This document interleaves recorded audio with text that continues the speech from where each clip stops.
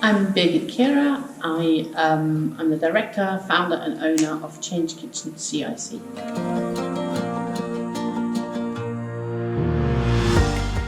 Change Kitchen is probably inspired by sort of combination, I always say, and I think that's the truth, lots of my strands of my life came together to start Change Kitchen. So I'm originally from Bavaria in Germany, and sort of continental Europe has much more of a food culture of, people sharing and eating together, but also quality of food is very important, and the enjoyment of it, sort of thing. So that's one big strand. Then I've sort of, since I was 5, I used to garden with my dad in the allotment, so I got a real love for vegetables and growing them, and also the sort of freshness of them. I've had some setbacks in my life, various setbacks in my life, but then came through them, and I feel that made me more empathetic than some other people, and I think that's affected the ability to work with sort of people I work with, or wanting to work with those sort of people.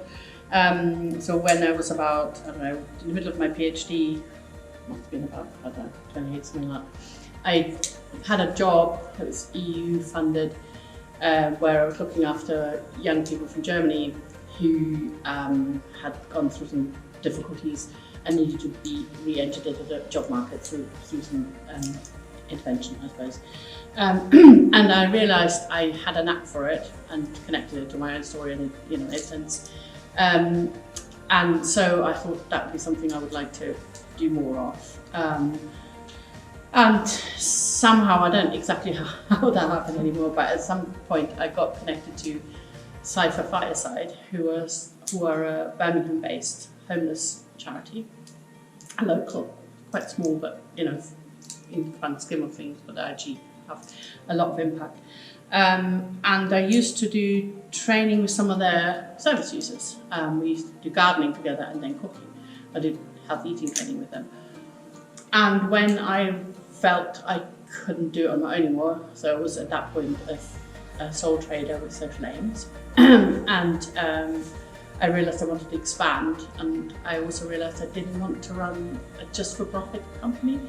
At that point I found out about social enterprise and liked the idea that you can work for a triple bottom line. So apart from profit, we work for a positive social and environmental impact.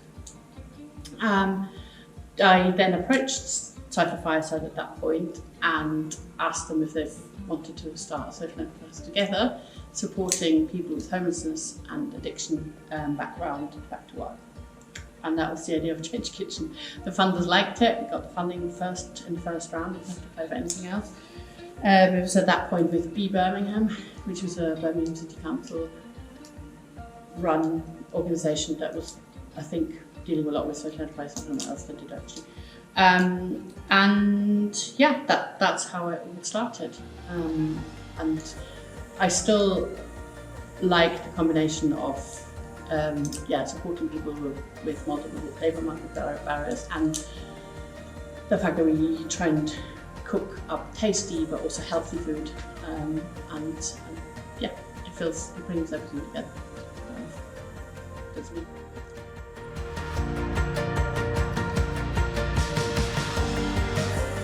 I don't think there's a single purpose for Change Kitchen, but sort of one of the main ones is that we support people with multiple labour market barriers back to work. And we've worked with people with homelessness background, addiction background, people coming from prison, but also carers, just anyone who's got labour market barriers. And we support them back to work through both voluntary and paid labour market placements. That's sort of one big major purpose. But there's definitely a big one as well on my sort of, if people always used to ask me, where do you want to be in 5 years? And then they imagined I would say, I'll have so many outlets and so many vans and whatever else. And my answer actually always was, I want to be part of the solution which makes access to healthy food a right rather than a privilege. And I still think that's my main vision, and I really hope um, I will be able to contribute to more of that. I'm trying in my own little way, but I'd love to have more of an impact in that. So that's a big part, and we, apart from producing tasty and healthy event catering food for any event from 10 to 400 people, and corporate and private and anything third sector. We also deliver healthy eating training to, again, loads of different people, but often people in difficult situations, possibly living in a hostel or having come out of domestic abuse situations or all sorts of things. And we support them with basically learning to enjoy cooking, even if it's on a budget, and find ways of doing that. And but also use it as a vehicle of re-empowering people to take control of their lives. And then a third really important thing for me is that we have a big environmental strand. So everything that Change Kitchen does is trying to be as green as possible, has always been. The fact that we're fully vegetarian and actually mostly vegan helps with that, because the carbon footprint is already much lower. But also the way we shop, the way we deliver, all those things are being looked at, and we're trying to be as green as possible.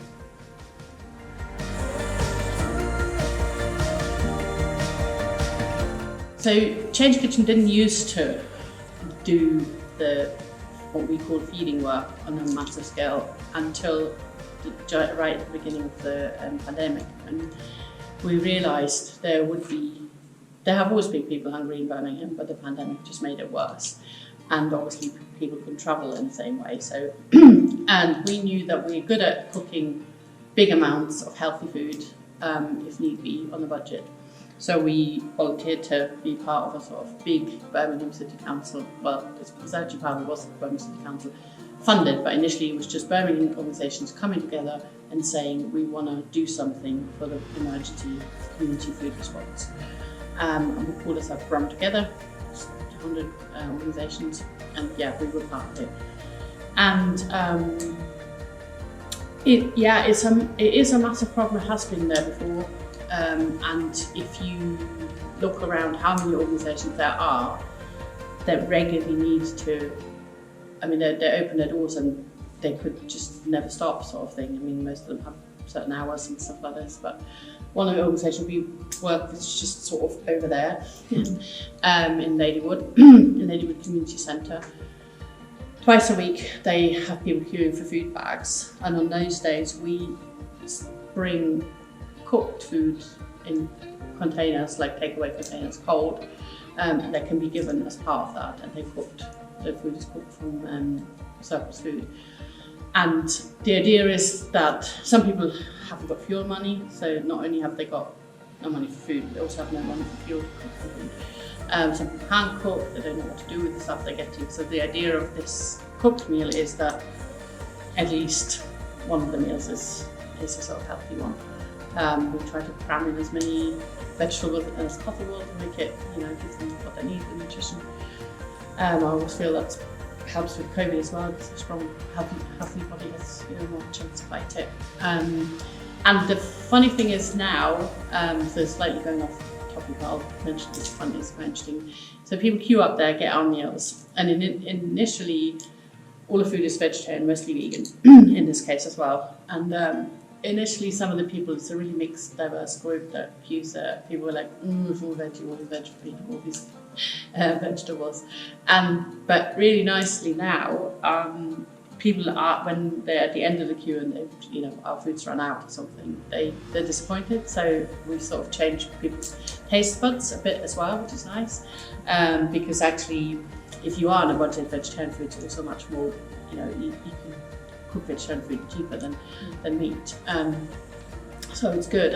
And we've heard, and actually the other day where I bumped into one of the people said, oh yeah, we use it and we'll add some other stuff from our bag and make it for more, because we really like your food and it makes the flavour go. So, it's already making an impact in that some way, which is nice. But there is a lot of it. There's a lot of this. All over the city, there are places that need to be there for feeding people. And the extent of the need has gone up just in the last months again. So definitely COVID has gone up. And as a result of it, I think it got worse, but I think also as a result of the end of the furlough, there's more people in need of food again. And we get called sometimes. I nearly, the last 2 weeks, nearly every evening I had a call from a social worker about 4:30 saying, someone just called me, they haven't eaten for 2 or 3 days and they have no money for the next 2 weeks. Can you send them a parcel? Can you send them some food? And if I can't do it, then I go to the group and see if someone's closer, they can do it. But I will always try and get something to them. But I think it's disgraceful that in the fifth richest country of the world, there are so many people that are hungry, and so many children in particular.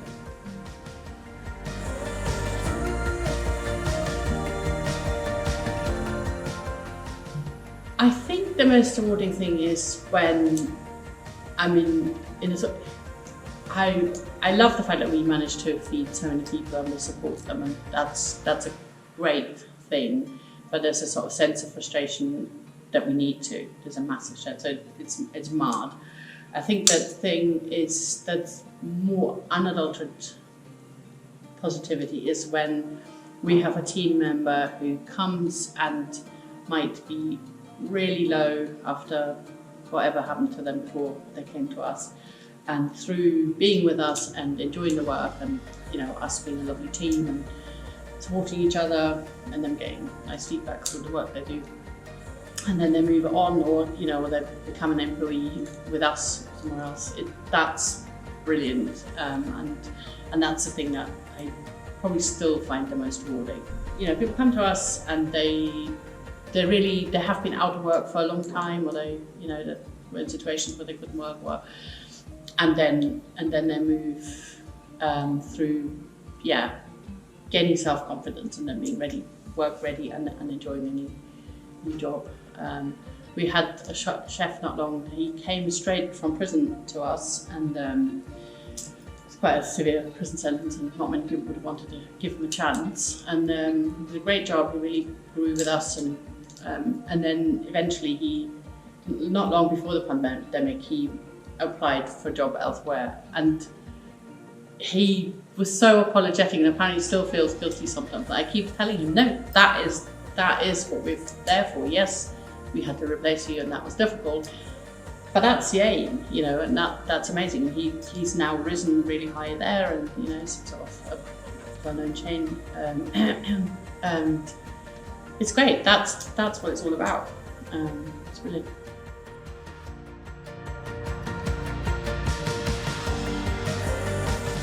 Even before the first lockdown, I realised that we would have no work, literally no work. We're an event catering company that relies on people having events. So, and from the beginning of March, all my events were cancelled, that were in the diary already.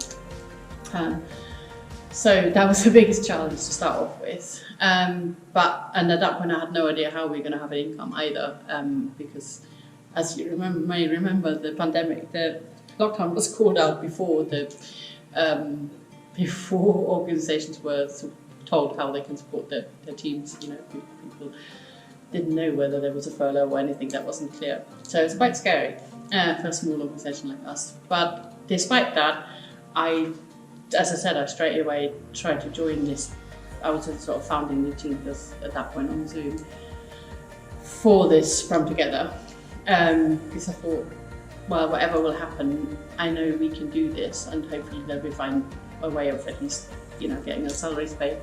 But I don't want to sit here do nothing when I could do something good. So actually, we did manage to, get through that phase. We didn't make any money, but we didn't have to lay anyone off, and we did, everyone got through it. It was obviously a really weird time, and we're still phasing back in. We're definitely not on pre-pandemic level in terms of events. But the interesting thing is that I think we're one of the few social enterprise players left in Birmingham in terms of catering. We've made it through. And on the other hand, something I've been going on forever, which is that it's fine to not have meat at lunch.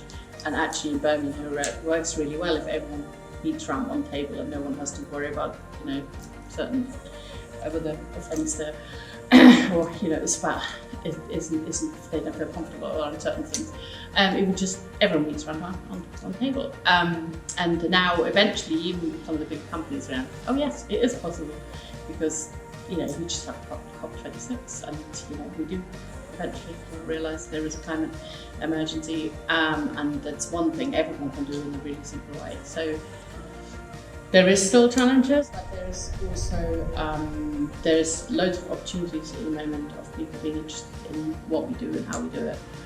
And obviously we've got lots of experience. We've got nearly 12 years just as this organisation under our belt. I've been in catering for 35 years nearly, and so I'm actually, I'm not saying there aren't any challenges, but I'm also looking ahead to quite exciting things. And the other thing I've learned in lockdown, which is for me, I'm quite pleased that happened. So lots of our this feeding work is only possible because we get lots of surplus food from all sorts of different sources. And I used to be really snobby about it because I thought it's just, not very nice stuff. But actually, unfortunately, we live in a world where, yes, I've just talked about earlier about how many people there are poor and go without food. But there's this ridiculous thing also happening that there's just lots of food that's often surplus to requirement. It's just at the wrong place at the wrong time. And because of that, it would go to landfill. Thankfully, there are organisations now who take it in, or will make it available in different ways. And we're now plugged into that, and I'm fascinated by it. I mean, as I said, I'd rather there was less because it's madness in lots of ways, but we cook a lot with that now, and it helps again, decrease our carbon footprint, because it would have gone to landfill and we sort of saved it from that. So that's quite interesting as well, and added another environmental dimension to our work.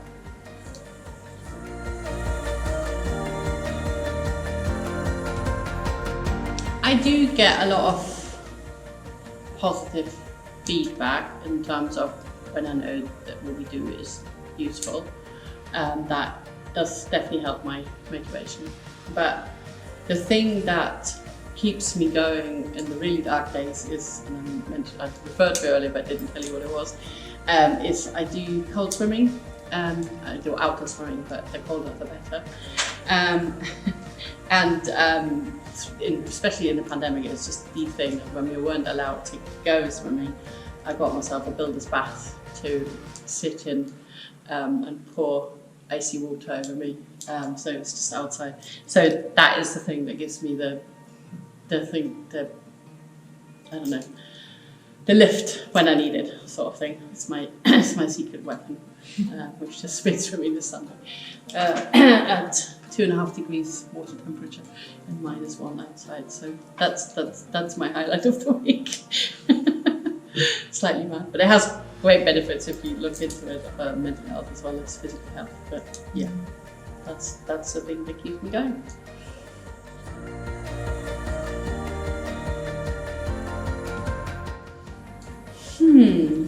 I really hope it's got a positive impact in terms of getting lots of people involved and in more than just a representative way. I mean, it'd be obviously exciting having the games here anyway, but I'm really hoping it'll mean people are inspired to move more and eat well and all those sort of things. I really hope that that's what's happening. I think as a city, you'll obviously put us on the map more again, and lots of people who probably never have come here are coming. And it's a massive, I think it's just a massive endeavour on so many levels. It'll be interesting and probably quite exciting.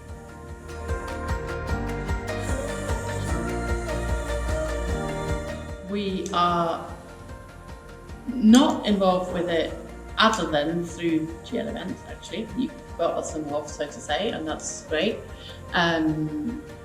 We I don't know, I somehow was out of the loop doing more ourselves, but very excitedly, we were written into your bid for becoming a supplier, and really excitedly, you also didn't just use us as bid counting, which has happened before in other organisations, so I'm very pleased about the relationship. I honestly mean that, we have a really pleased with the relationship. And yeah, it's great. We'll be able to supply, deliver quite a few healthy eating training sessions to diverse communities. That's one thing.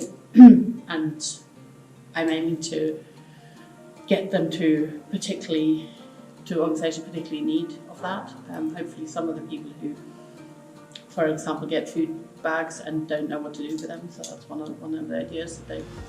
It means they get more benefit out of what they're getting. That's one thing. And then the other one is that we're GL Events is sponsoring two apprentices for us, and that will just mean our capacity will be increased and we'll be able to do more of what we're doing on all levels. I mean, I'm sort of hoping, because one of them is a higher level, so level 3 or level 4, we're hoping they'll help us even improve our game a bit on terms of the event catering, which obviously the more, whatever income we make, it always has a positive benefit on some of the other stuff, because we can reinvest in some of the other things we do that are part of our social or environmental impact. So it's exciting, I'm really excited about it. And I'm starting delivering the healthy eating training either still in December or then early January. I'm very excited.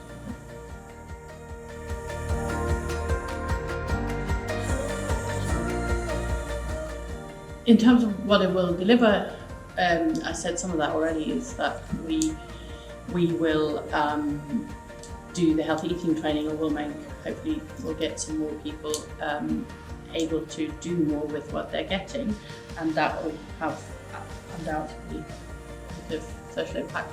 And in terms of the relationship, we've talked about even beyond 2020, so I'm looking to having some connections and beyond the things we talked about. We'll talk about some particular things which would be interesting to do, and I think that will help just increase our impact altogether even more. It will give us more capacity and will help with some skills that we might not easily access otherwise, in particular to do with location catering. Hopefully have a chat with one of your specialists, which would be great, and hopefully give us the ability to do more. And not only will it have the social impact, it will also have some positive environmental things. So I've got some specific plans on being more clean in a particular area.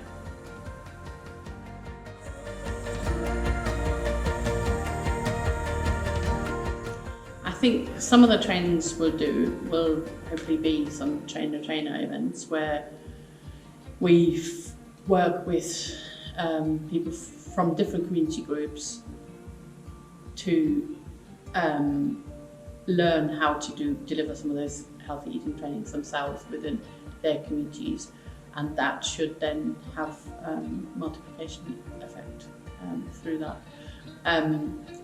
Because I think, my whole thing about the healthy eating trainings is that it's not rocket science, and it's deliberately not meant to be a really fixed thing. It's more about, here are some ingredients, learn about some more healthy ingredients, and then learn how you trust your own palate to turn it into something that you enjoy, but it's also healthy. That's a sort of simple version of it. And I think people who like to cook can be empowered to empower other people to do the same thing. I think that's the sort of idea that we do. And it doesn't have to be always fancy ingredients either. You can make something really nice with some really simple ingredients, and you just need to have a bit of get rid of a knife and then and I think they're not being so much the specialists, if that makes sense. I think I always say that Britain's probably the country with the least people cooking. Well, Britain, the States probably as well. And it's because I always think it's because we've got so many cookery programs that actually scare people. Lots of people are scared because it looks so complicated, and it just doesn't look real, and so people don't even try. It's like, oh, I don't know where to start. Whereas if you literally work with people and cook together, and it turns out it's something nice, then it's more real, I think.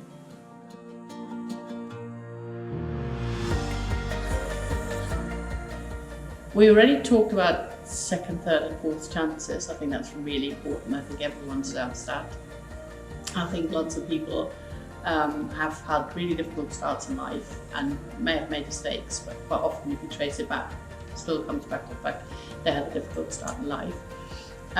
So that's really important for me. And I suppose that whole thing about wanting to be part of the solution to make access to food a right rather than a privilege. I think it isn't right what's going on at the moment, that some of us can eat well and can look after ourselves if we want to, and others just haven't even got a chance, and I don't think that's fair, and I would like that to change.